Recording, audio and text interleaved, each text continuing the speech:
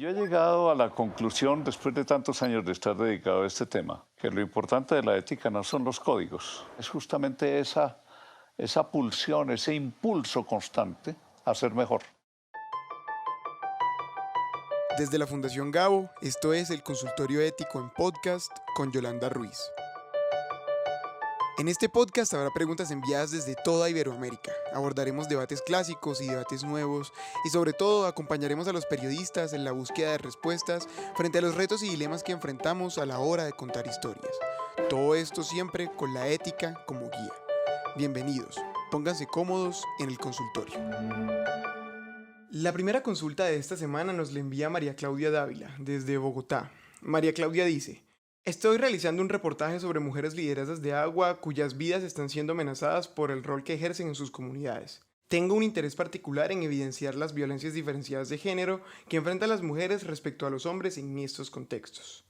Sin embargo, tengo muchas dudas sobre el abordaje del texto para no ponerlas más en riesgo, pero al mismo tiempo contar una historia que realmente indague en aspectos personales importantes. Yolanda responde sus dudas. Cuando hay un posible riesgo para una fuente, la obligación ética del periodista es hacer todo lo posible para protegerla. Eso significa encontrar maneras distintas de narrar para poder contar las historias sin revelar detalles que puedan poner en evidencia la identidad de la fuente. En el caso del periodismo escrito puede ser más sencillo, dado que la opción es omitir los nombres y relatar las historias cambiando lugares o detalles. Siempre es importante advertir a los lectores que se han hecho esos cambios por razones de protección de la fuente. La transparencia es el camino ético en cualquier caso. Cuando se trata de material audiovisual puede haber un reto mayor, pero también hay estrategias, hay técnicas de manejo de imagen y de audio que se pueden usar. Por ejemplo, hacer tomas subjetivas, usar contraluz, sombras, mostrar escenarios sin detalles que permitan identificar los lugares. Se pueden usar algunos primeros planos de las personas sin que se vean sus rostros, enfocando las manos o los pies cuando caminen. Se pueden alterar las voces. La historia también puede contar aspectos personales, aspectos humanos, sin necesidad de contar quién es la fuente. La creatividad del cronista es la clave para encontrar el camino y poder narrar sin identificar a la fuente si esta fuente corre peligro. Es un tema sobre el que se ha consultado antes. Al consultorio ético, Alex Grigelmo respondió en julio del año 2019. La protección de las fuentes constituye un principio básico de nuestro oficio. La segunda consulta llega por cuenta de Nayeli Aparicio Rodríguez, desde Perú. Nayeli pregunta: ¿es ético adjetivar con calificativos fuertes algún acto delictivo? Esto dice Yolanda. Como hemos comentado en otras oportunidades, el uso de calificativos fuertes depende de si estamos haciendo un trabajo informativo o de opinión. En las columnas hay mayor libertad para usar adjetivos porque se trata justamente de dar a conocer un punto de vista. En la información noticiosa, lo aconsejable éticamente es apegarnos con la mayor fidelidad posible a los hechos y tratar de no cargar de emocionalidad las informaciones. En particular, cuando se trata de delitos que son muy graves, por lo general, en la misma descripción o relato del hecho hay ya una carga fuerte de información que hace innecesario el adjetivo. En esas circunstancias, un adjetivo puede terminar aportando a la noticia un ingrediente de amarillismo que no es aconsejable. Usar adjetivos da una carga emocional y esto no aporta en una buena práctica periodística. También puede desinformar si el adjetivo no es preciso o se puede editorializar. En las crónicas los adjetivos tienen mayor cabida, pero aún en esos casos se aconseja usarlos con mesura. Por regla general, todo adjetivo que no mejore nuestro texto, que no aporte, puede degradar la historia. No significa que no se pueda usar si se considera pertinente, pero en una noticia lo recomendable es no usarlos. O hacerlo, pero con mucha mesura, cuando es estrictamente necesario.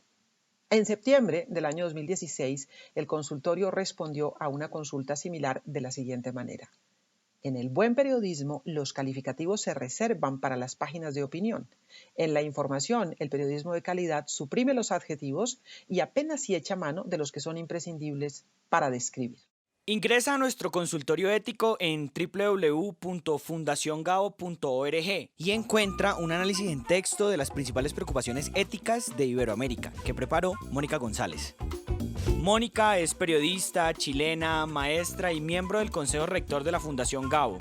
Recuerda, cada mes encontrarás un nuevo análisis de Mónica González en www.fundaciongabo.org. La tercera y última de esta semana llega a nombre de Alejandro Cabanillas, desde Guadalajara, México. Alejandro dice: los grupos feministas en Jalisco, México y en otras latitudes han solicitado reiteradamente a los medios de comunicación que en la cobertura de sus marchas y manifestaciones no envíen a reporteros o camarógrafos varones. Desafortunadamente esto no es posible en muchas ocasiones por la logística de la agenda informativa debido a las diversas asignaciones o poca cantidad de personal. ¿Se debe dejar de asistir en respeto a quienes convocan si no hay mujeres disponibles para estas coberturas? Al respecto, Yolanda elabora. Desde el punto de vista ético, lo importante en estos cubrimientos no es quién los hace, sino cómo se hacen. La propuesta de colectivos feministas en varios países es esa: pedir a los medios que no manden hombres a los cubrimientos. Es una petición respetable, como las de muchos sectores que tienen planteamientos sobre cuál debe ser el papel de la prensa en determinadas circunstancias. Sin embargo, desde el punto de vista de la ética periodística, lo importante no es quién hace el cubrimiento, sino cómo se hace. Como bien se plantea en la pregunta, no siempre se tiene la disponibilidad de mujeres en la redacción para hacer estos cubrimientos. Si consideramos que la manifestación es de interés y se debe cubrir, hay que asistir y reportar la información con el mayor respeto y apegados a los hechos, sin revictimizar a las mujeres. También creo que los periodistas no podemos cruzar líneas si las personas no quieren dar declaraciones o aparecer en fotos o videos, pero tampoco es sano que se abran escenarios de veto para la labor de los periodistas. Desde el gremio tenemos que incluir el enfoque de género para estos cubrimientos, hacerlo bien, sin estigmatizar y respetando la protesta como un derecho democrático.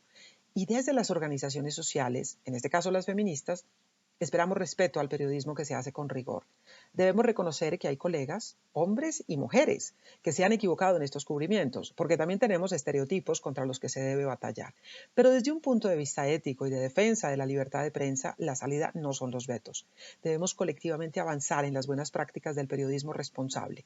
En el episodio 3 de este podcast dimos una respuesta muy detallada sobre las recomendaciones éticas para cubrir manifestaciones feministas. En periodismo, la responsabilidad en estos escenarios es de todos, hombres y mujeres. Así como todos, tenemos que batallar contra el estereotipo machista. No se logrará de un día para otro, pero hay que dar pasos. El consultorio ético es un espacio en línea creado por la Fundación Gabo en el año 2000, que brinda orientación a periodistas, reporteros, editores, profesores y estudiantes de periodismo en Iberoamérica. Este es un proyecto de la Fundación Gabo en alianza con los grupos Sura y Bancolombia con sus filiales en América Latina. 2000 preguntas han sido respondidas para reflexionar de manera abierta sobre los valores del periodismo y sobre los dilemas éticos a la hora de investigar, contar, distribuir y crear historias. Porque como decía Gabriel García Márquez, la ética no es una condición ocasional, sino que debe acompañar siempre al periodismo, como el zumbido al moscardón. Coordinación editorial, Fundación Gabo. Producción, Cartagena Federal.